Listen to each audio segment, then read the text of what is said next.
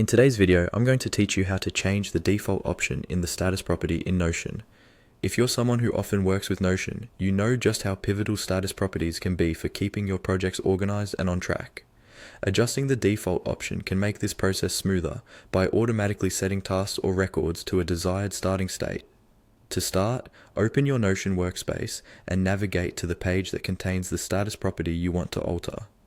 Once you're on the right page, you'll need to locate the specific status field you're aiming to change.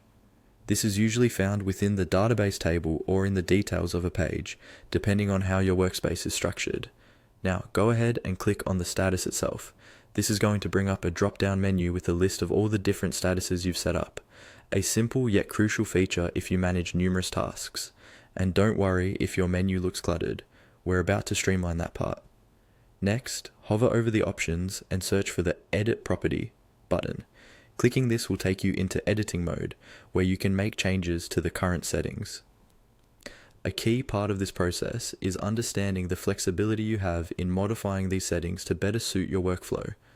At this point, you'll want to find the specific default status option you currently have set. Once you identify this option, click on it to bring up the editing screen. Here, you can directly modify the text of the default status to what you prefer. This function is particularly useful if you've recently restructured your project flow and need your tasks to reflect these changes automatically.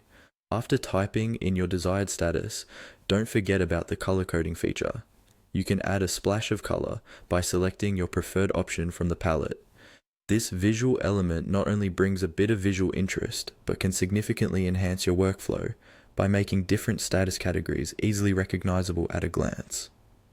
Finally, once you're satisfied with your newly set default, look for the option Set as Default, and go ahead and click it. By doing this, all new tasks or entries using this status property will automatically start with your specified default status. It's a small change that can have a big impact on improving efficiency and maintaining organization. And that's it.